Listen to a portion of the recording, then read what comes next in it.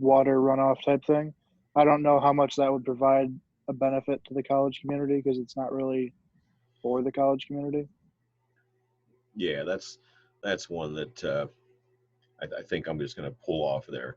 I mean, there's an indirect benefit. I mean, in the sense that if you, okay, look, you know, any of your examples, if you do a project and it's successful, I mean, that is, I mean, the college's overall mission. You think about, like, you know, what are we trying to do here overall? We are, you know, we're not just a bunch of buildings, you know, moving money around. We're trying to jumpstart careers and develop, for the most part, relatively young people, right? So they can get going with their career. And I say for the most part because we do have some non-traditional students who are, you know, are not in your age group. But yeah, so I think that's one that this could go. So I'm gonna hit zap. All right, what else?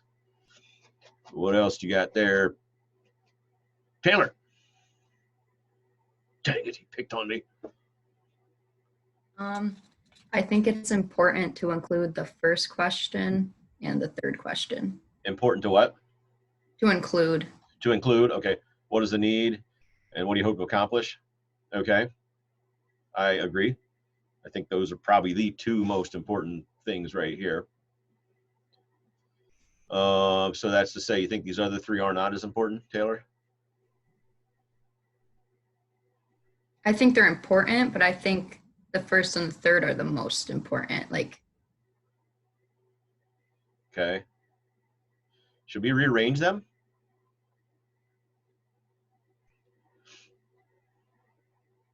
I feel like you could probably put what you hope to accomplish first, because that kind of gives like an overview of what you're gonna say next, pretty much. What you're trying to do? Yeah. I kind of feel the same way, especially for what I'm having you do. But really, that's common stuff. Like that is one of the first things that a reviewer needs. They're going to want to know, what are you trying to accomplish? What is your objective, right? So yeah, I kind of think I like the idea of moving that up here. What about these last two here? What about this one? Does this conflict with any? Yeah, I don't need you to specify that. I mean, that's important.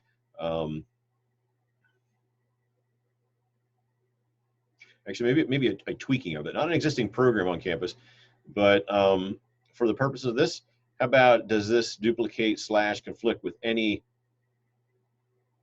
current research on campus, maybe?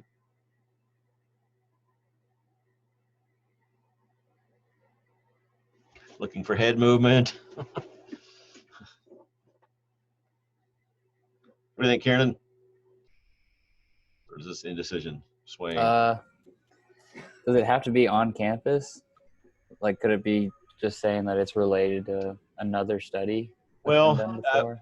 Yeah, I mean, in real life, in real life, in real research, we're truly pushing the envelope like on a bigger scale than, you know, the basic question would be, does this duplicate stuff that you're aware of that is happening anywhere, period. For our purposes here, we're focusing on, we're thinking about a research project that you would do, you know, as an undergraduate student here. So that's why I'm thinking we can stick with, well, we can put it on campus or in the areas to be studied, maybe something like that.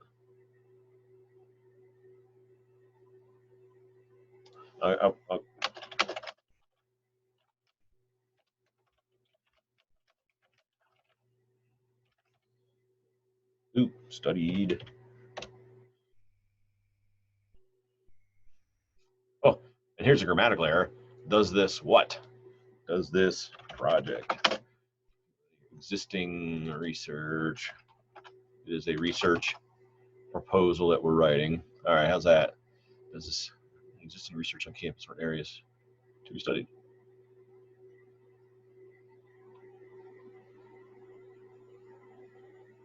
Another way of saying this would be shorter. It'd be, study sites.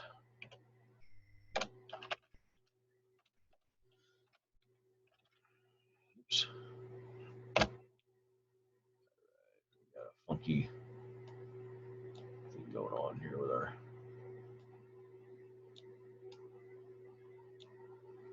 what? Okay. Who will benefit from a funded proposal? I think we could probably pull that out of here. That's kind of from a perspective of, okay, this within house, if this gets funded, what's the group of humans that's gonna benefit from that? Okay. All right. Objectives, that's pretty straightforward stuff. Really anything to tweak there, I don't think. Now, pay attention to this, though. I mean, because it's an important one. Objectives should be clearly stated, measurable. So in other words, we need to be able to determine, did you meet those objectives? Okay. So, you know, if you write something like, I'm going to go study wetland, like Kieran, that is completely unmeasurable. We don't, you know, like, when do you determine, when have you studied it enough, right? So, okay, and then target dates for completion, that seems pretty good. Activities and staff. Sometimes we use the word personnel for that. Read that. Anything not make sense there?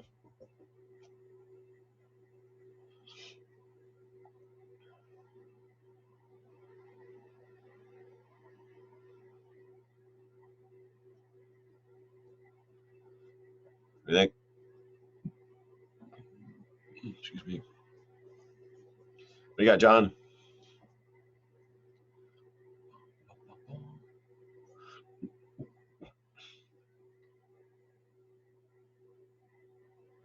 I mean, I think it looks okay.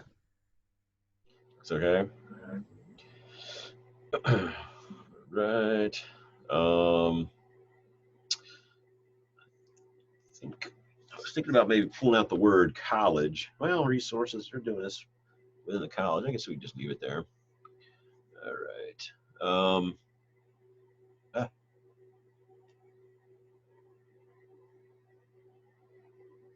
I'll go back and look at this again. I think I'll probably pull some of this footnote out of there. Evaluation and monitoring, the methods that we use to determine the achievement of the state objectives. So that's basically what's going to be your threshold, your criterion for determining whether the project objectives have been met. Okay. All right. Let's see. So that's tight. So that everything up through that point, that's going to be, up to but not to exceed 4 pages, and then there is let me show you the paragraph marks. There's a page break here, a forced page break, so that your budget, scroll down, so that your budget ends up on a separate page. Why that's not all in times, and so that's. Again, it's very standard stuff. Okay. Okay, I think that's about all we need. So any questions there? All right, so I'm gonna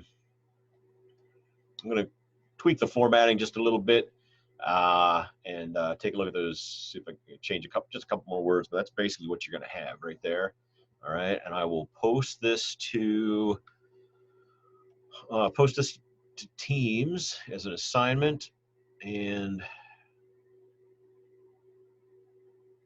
shoot, what I'm doing here, I'm gonna try and move this window over. And I'm losing track of what kinds of assignments I put for different classes. Did I already post something for this class, one of these deals where I put the word template there and then you just basically open it and fill it in? Or you can do that if that's what you want it? Did we do that yet? I don't think you did. That's how that. Isn't that how I have the worksheet set up? Oh, yeah. Well, those are like that. Huh? Those you do have like that. I wasn't even thinking about those. I posted them so long ago I forgot about that. So I'll do it. I'll do that same thing. Right? I'll post that template as a blank Word file, and you can either edit it in whatever format you want. Right? I mean, whatever mechanism. Okay. Okay. So that's that. All right. Now let us go to back. Okay. I want to do this. All right. So we've got some proposal ideas. Oh, let's see. Jacqueline's not with us yet. So she's got it turned in here. Kylan does. Kieran, I'm gonna gravitate to the ones that we haven't discussed. That I know we haven't discussed at all, right? So the first one over here is first one that falls in that category that is with us is Taylor. Taylor, you ready? You ready, Taylor? Taylor, Taylor, yes, Taylor, you're ready. All right. Oh, something went wrong. Come on. Taylor, did you actually submit something?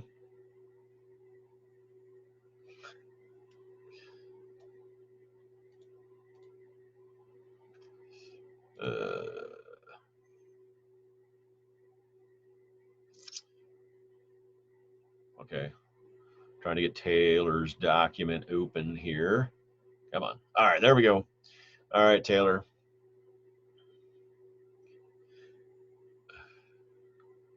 What? Oh.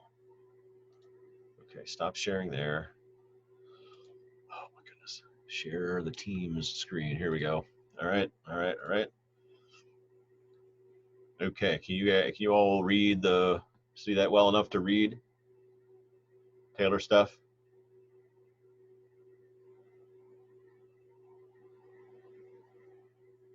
Okay, I'm seeing a couple of blue and heads go. All right, all right.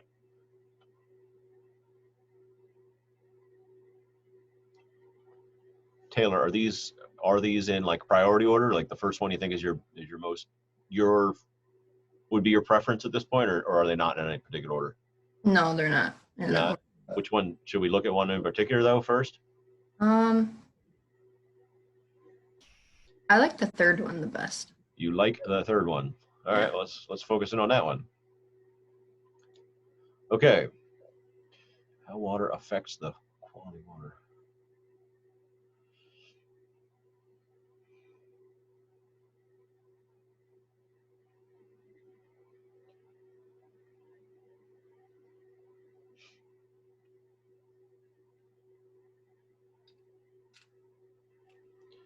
All right, audience, chime in as soon as you got something. So what we're doing is we're trying to fine tune thinking, ask questions that would remain to be answered, right? If this ends up being the project that Taylor chooses to pursue, things that she would need to think about. What do you got? What do you got? Kira, how you doing there? Kira, oh, there she comes. Kira.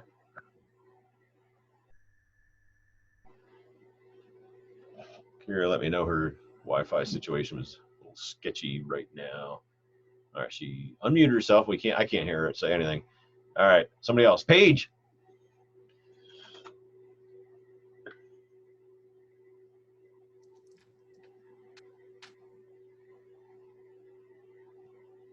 I think it sounds good. Why? Like, there's good points. Points. What's the best point there?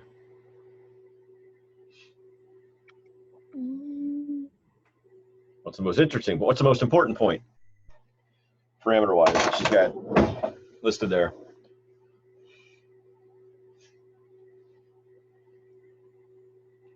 right, why don't you all just turn on your microphones? We got to move quicker.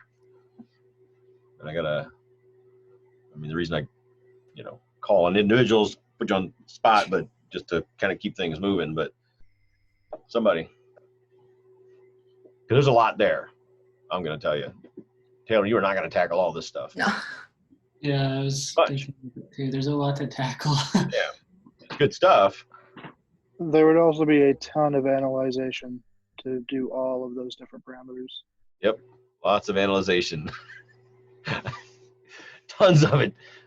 So, and some of Taylor, some of the class knows this better than you could be expected to at this point because they've done some of these things. Some of these are not are not time consuming. Like they go really quick. So for anybody, so what of the, I don't know if I can make this bigger, of what Taylor's got listed there. What can we measure really quickly? Like we do a lot of samples versus which ones are much more time consuming. Turbidity is pretty easy. Yeah, turbidity's quick. Yeah, DO is pretty easy too. Yep. Yes. Yep. Yeah. The only reason I hesitated there because I was most recent thinking about DO was getting the ampules that we the Save Our Streams program uses, and they're not complicated. The expense adds up, but we have the DO meter, so that's easy to measure. All right. So what we're left with there, oh wait a minute, I thought.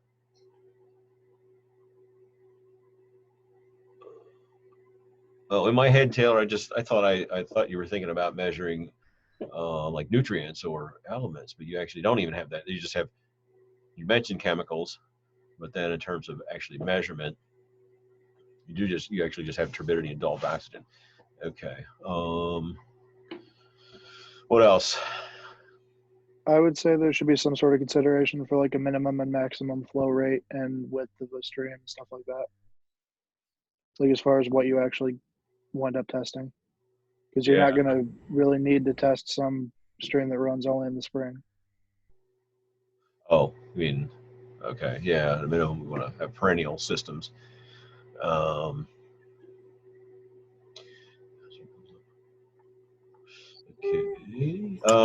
Taylor, you mentioned, I see both ponds. Do you have some bodies of water in mind? Well, I know at my boyfriend's house, or like apartment complex, there's a pond and there's like no moving water in it, and every summer just algae, it's all green. So I know that would be a good like option. Okay, so this is like a retention pond that gets some runoff from maybe the parking lot and just over time infiltrates. Is that? Yeah. I mean, in some spots they have some like circulation, like I don't know what you call them, and just like a little circles clear, but that's about it. It doesn't really do much. Circulation and little circles clear. I don't know. I don't know what you would call them. Like mechanical devices that are powered to pump, or I don't know. I really don't. Because my head is going to, okay, if you're talking about this one pond, I mean, some of these things you could quantify on a small scale, like within that single pond. Where is this? It's in Canastota.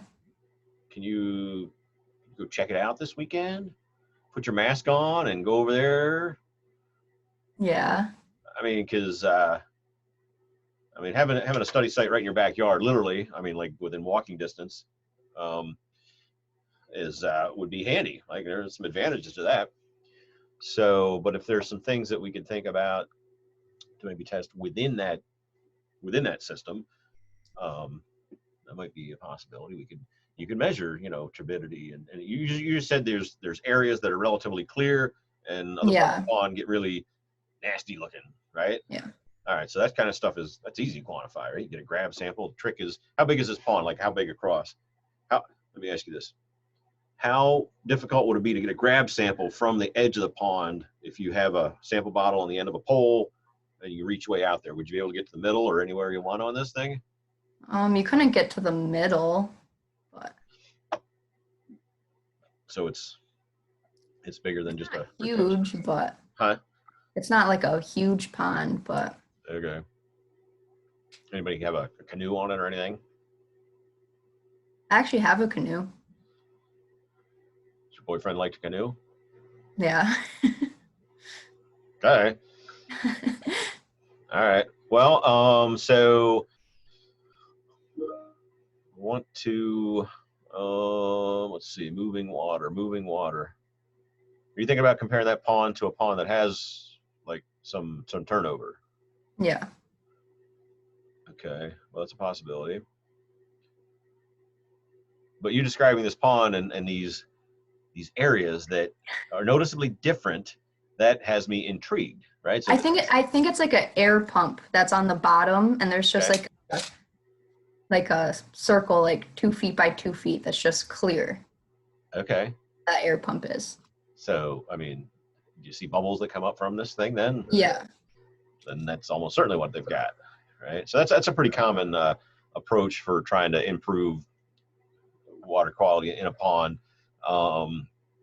is to circulate, either pumping air from the bottom, well, like we talked first, either pumping air or just pumping water, just moving the water. So yeah, you could do some studying there, on a small spatial scale, right? How is the the DO and the turbidity, basically is stuff in the water, in the spot right here versus half a meter this way, another meter, right? If you do that carefully, and by carefully I mean you can't do marching out there in waders, because you're going to stir everything up, right?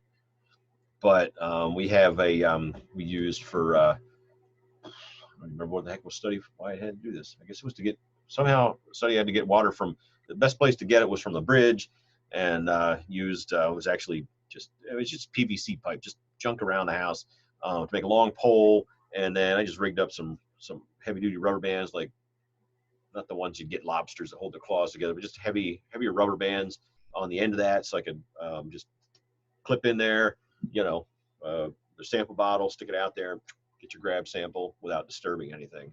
That's easy enough to do. And now it's bothering me because I can't remember what that project was for. Anyway, okay.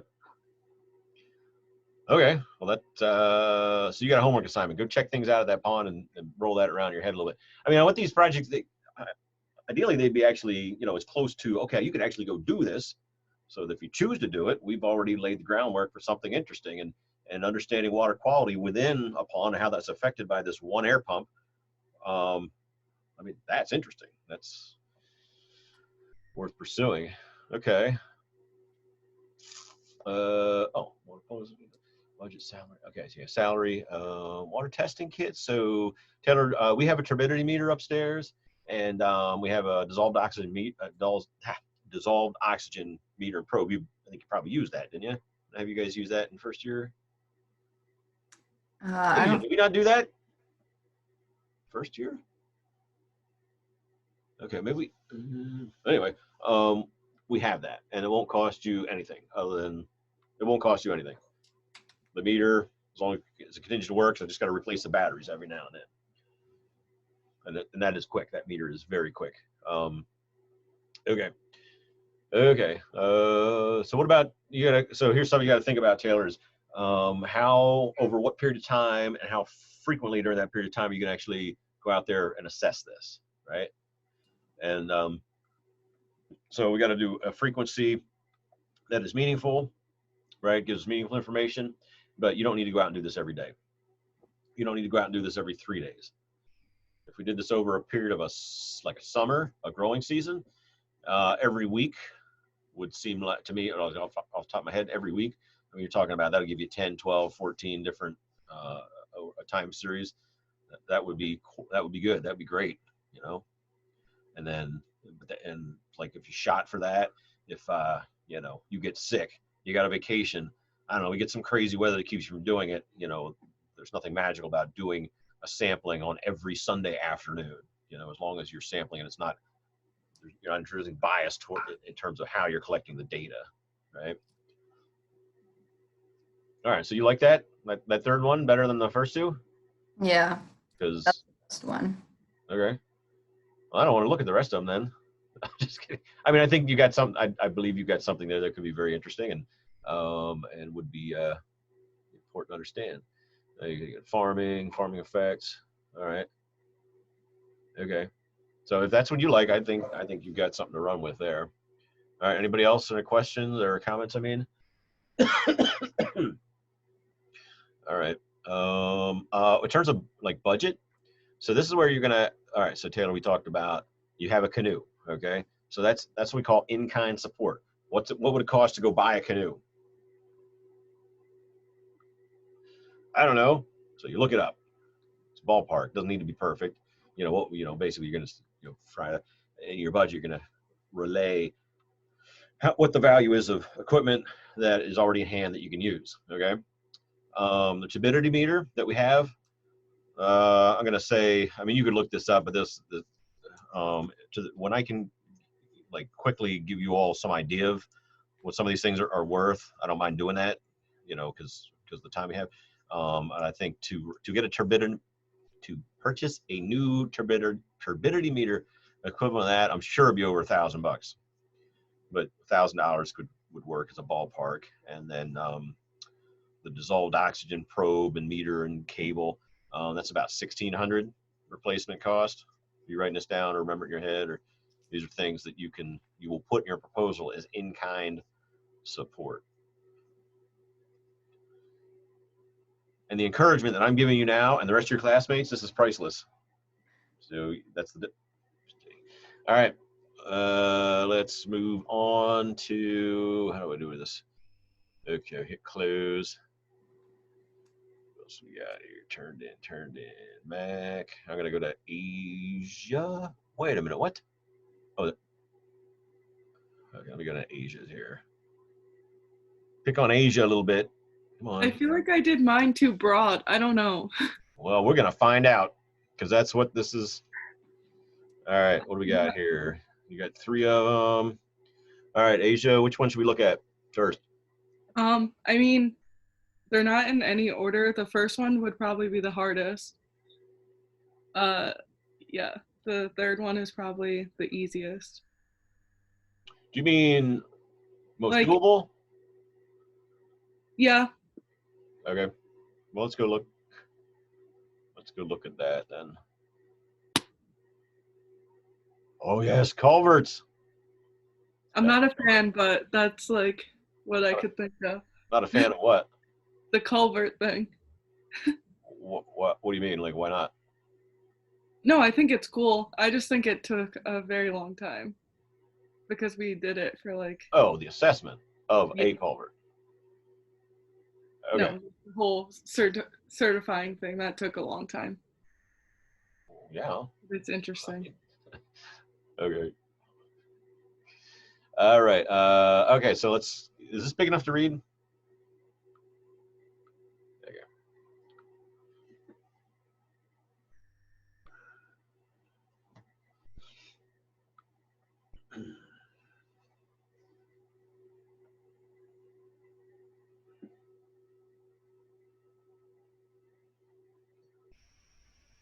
Okay.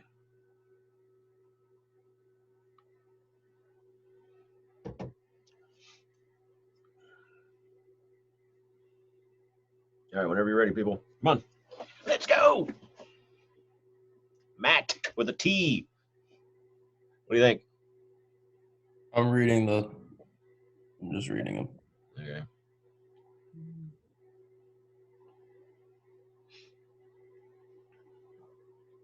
Oh, I thought these were all different. Oh, this is just the third one separated into different sections. Okay, that makes more sense now.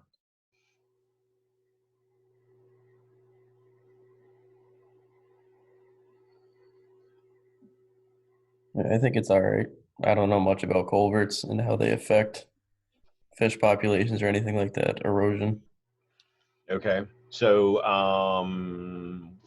Asia, wait, we can see you. Yeah. Wait, can everybody see Asia?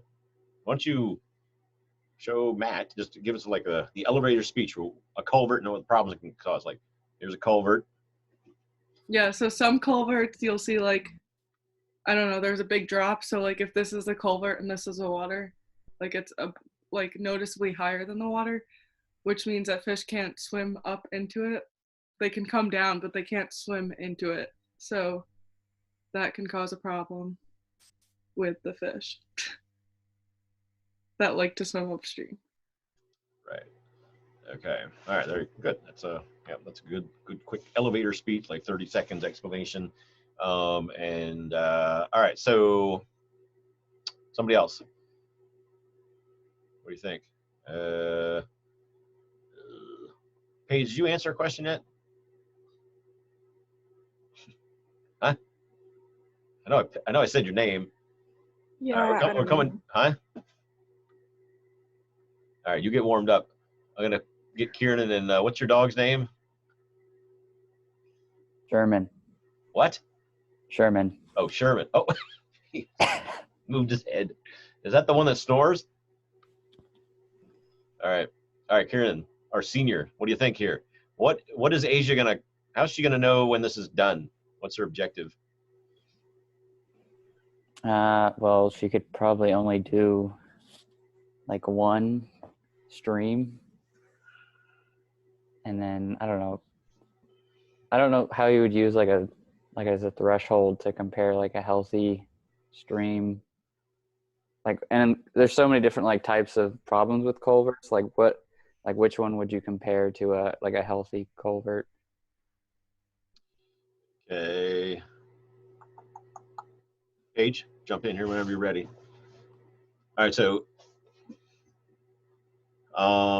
Asia, you say you would tackle this project by assessing as many of the local culverts over the course of 2 weeks. Why 2 weeks?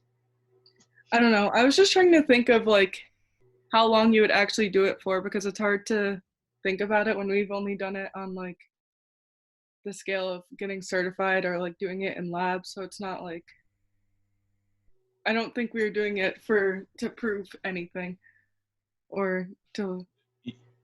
Right, we were getting certified, and getting certified anything that means something is time consuming. It's and it can get tiresome because you're taking your time to either you're practicing, implementing, and why do we continue to practice so you get better at it, and also so you can see the exceptions, like the oddball examples, all the different variety there. I don't think we got to know. We don't have to do that. You don't have to do that full blown assessment for culverts. If you're just interested in, you could narrow this down to maybe a couple of simple parameters to focus in on. The most important thing, like if you could go out there and collect one bit of information about a culvert along a small stream, let's assume it's in, it's well, like you said, it's a stream that has some trout in it for some fish species that we would like them to be able to access as much of the spawning habitat as possible, habitat for spawning as possible. What would be the one thing you would want to know? Is the culvert, like, is it a proper culvert for the, I don't know how to word it.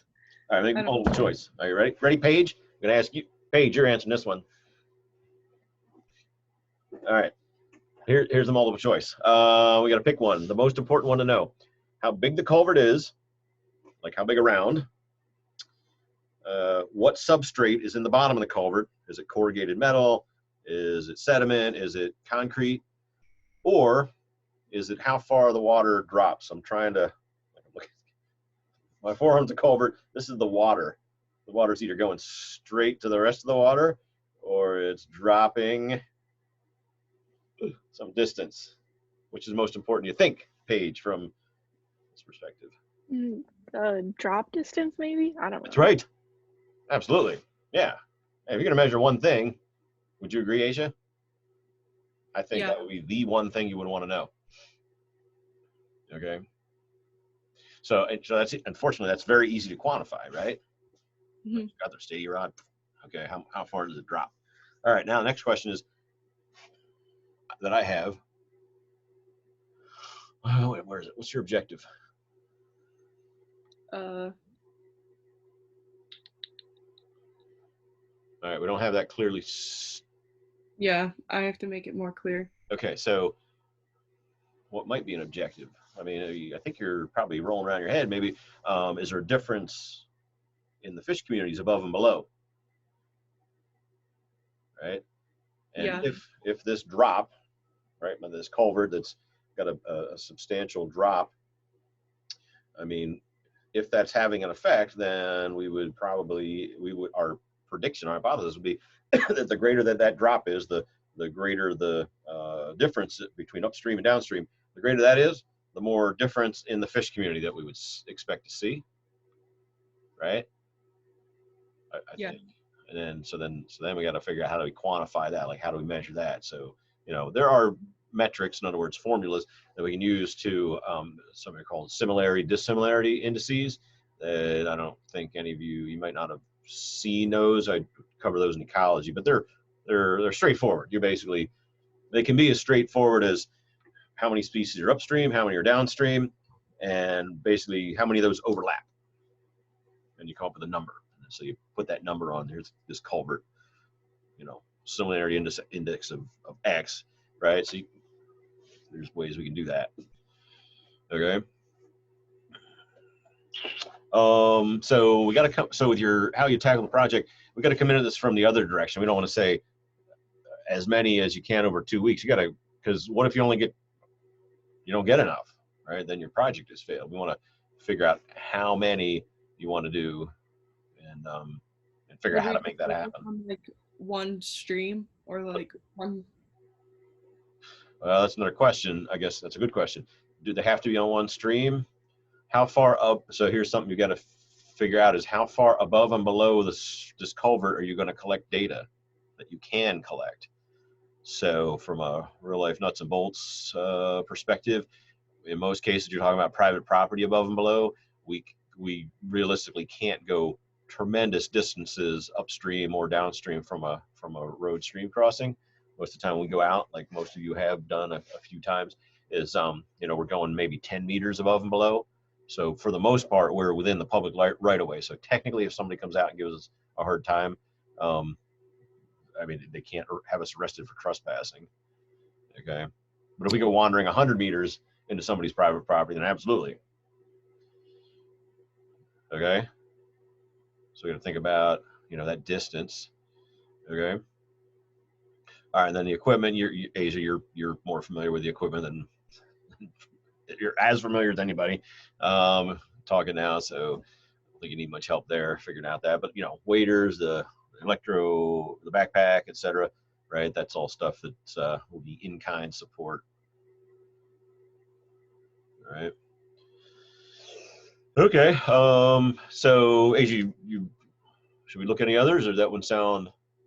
No, we could just stay at that one. Just stay at that one. Yeah. Deeper muscles, different laws and regulations. I'm just curious if we get chemical fish in the upper Hudson watershed.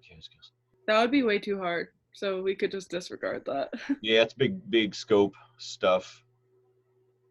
I mean, I wouldn't discourage you from thinking about it, but for purposes of this and maybe fueling something you might realistically do in the next year and a half, 2 years.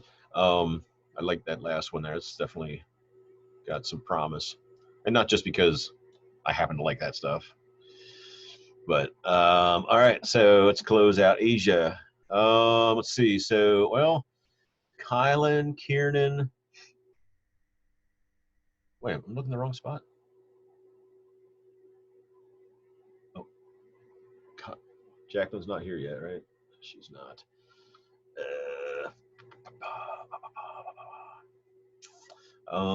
Mac. Who should we look at here? Wait a minute, Paige. What do you?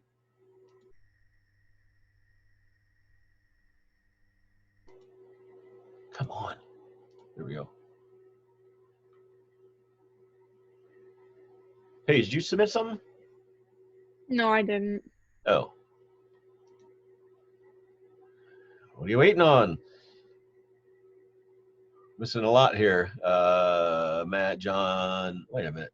Oh, Matt, John. Taylor's we just viewed. Paige, Isla, Kira. All right. So Kylan, Kiernan, Mac. Who do? Oh, boy, we're almost out of time. Let's. Who should we look at here? Anybody? Kylan. Kylan. I say Karen. Karen's is pretty good. I don't want good. I want who wants some feedback. That's the question. I just don't want my feedback jammed into 2 minutes. I can talk fast, Mac. Mac, did you run with the idea of what we were talking about the other day? Stream stuff, or not stream stuff, trail stuff? Yeah, I mean, I didn't really flesh out much more than we had discussed because, like you literally said, write it out to that level. But I started a couple other ones that I like. One of them, I don't like the other one, but it's still an idea. Which one do you like? Which one sounds the most interesting to you right now? Of the three, Yeah. Probably the runoff one because it's more like actually getting out there and doing stuff instead of like analyzing a bazillion sample bottles of water or whatever. Okay. Or like doing extensive research on a computer. Okay. All right. Let's take a quick look here. We'll come back to this. We'll come back to yours and others on Monday. And I'll hang out as long as like Kiernan, Kylan. I'll hang out if you want to take a look at yours as well. All right, you can let me know here in a minute. All right, so Max got experiment which I traveled to various sites with the detail system replaced, divert runoff and discourage erosion. Okay, all right. Okay, the other day we talked about you can do a transect, right? So in your head, Mag, you start thinking about, are you going to do transects across the stream, like, or not the stream, the trail, this way, or along the length, or some combination, a grid type pattern? You know what I mean? Like a linear, or yeah, longitudinal transect with, Yeah, I get you. yeah. Because what you're trying to do is you need to be able to get enough data, right, that are representative to be able to say, okay, this is very, very eroded, and that's associated with what some other variable. So you got to think about maybe slope, right? How much slope we've got there. And you mentioned about systems to divert runoff and discourage erosion. So, you know, water Tree bars. cover too, probably. What's that? Tree cover too. Oh, yeah. Yeah. Yep. Tree cover. Yep. Very important in terms of how much energy that raindrops have as they're coming down and hitting. All right. You can. Would it be helpful to do, like, to drill out and see how deep the soil is, if there is any? Would it be helpful to drill that? What are you thinking there? Like what? Well, like the more eroded something is, the less soil you would assume would be there. So if there was like a 1/4 inch of soil on dirt as opposed to 2 or 3 inches, then How much is left? Yeah. Maybe. I guess in my head I'm thinking, okay, if you don't really know how much was there to begin with, it might limit the value, the usefulness of that. You did make me think about in terms of texture. You know, you can get soil samples, samples from the surface, and assess texture. That's pretty quick. We did we did some of that in plant bio. So those methods are pretty straightforward.